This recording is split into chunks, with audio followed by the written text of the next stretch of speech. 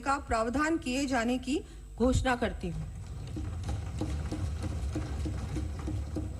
इसके अंतर्गत 20,000 farm Pond's, 10,000 kilometre सिंचाई पाइपलाइन, 50,000 किसानों के लिए तारबंदी, 5,000 कृषकों हेतु वर्मी कॉम्पोस्ट इकाइयों एवं नए agro processing clusters, food parks तथा हॉर्टिकल्चर हब स्थापित करने के कार्य हाथ में लिए जाएंगे।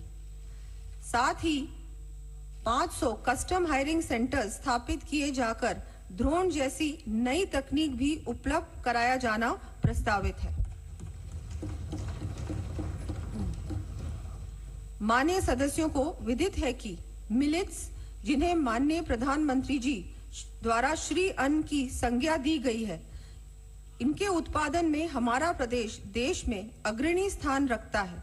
प्रदेश में मिलेट्स के उत्पादन को और बढ़ावा देने तथा ग्रामीण परिवारों को अपनी आवश्यकता का अनाज पैदा करने की दृष्टि से आगामी वर्ष 12 लाख किसानों को मक्का, 8 लाख किसानों को बाजरा, 7 लाख किसानों को सरसों, 4 लाख किसानों को मूंग एवं 1-1 लाख किसानों को ज्वार व मोठ के उच्च गुणवत्ता के बीज उपलब्ध करवाया जाना प्रस्तावित है।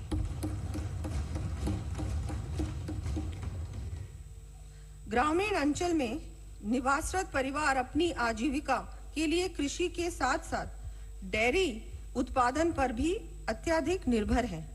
हमारी सरकार प्रदेश में गौवंश संरक्षण के साथ ही इस कार्य से जुड़े परिवारों को सहायता देने के लिए सभी आवश्यक कदम उठाएगी।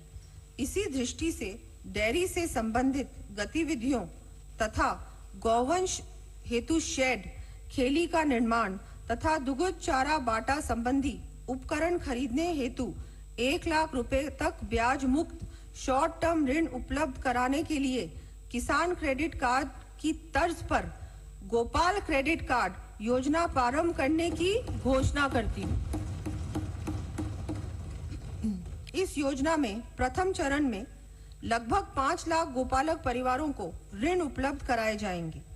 इस योजना पर आगामी वर्ष 150 करोड़ रुपए व्यय होंगे। कृषकों एवं ग्रामीण परिवारों के साथ ही वर्तमान परिप्रेक्ष्य में कई अन्य राज्यों की भांति ही हमारे प्रदेश का युवा भी भविष्य के प्रति आशंका के कारण असुरक्षा व तनाव से ग्रस्त रहता है। ऐसे में युवाओं को संबल प्रदान कर उनके रोजगार के अत्यधिक अवसरों का सृजन करना हमारी सरकार की प्राथमिकता रहेगी। इस क्रम में युवाओं के रोजगार हेतु आगामी वर्ष सरकार के अधीन लगभग 70,000 पदों पर भर्तियां किया जाने की मैं घोषणा करती हूँ। 70,000 पदों पर भर्तियां किए जाने की मैं घोषणा करती हूँ। साथ ही युवाओं की काउंसलिंग, अरे आप सुनिए माननीय सदस्य, साथ ही युवाओं की काउंसलिंग के समस्त संभाग मुख्यालयों पर युवा साथी केंद्र की स्थापना किए जाने का भी प्रस्ताव है। इस हेतु 10 करोड़ रुपए व्यय होंगे।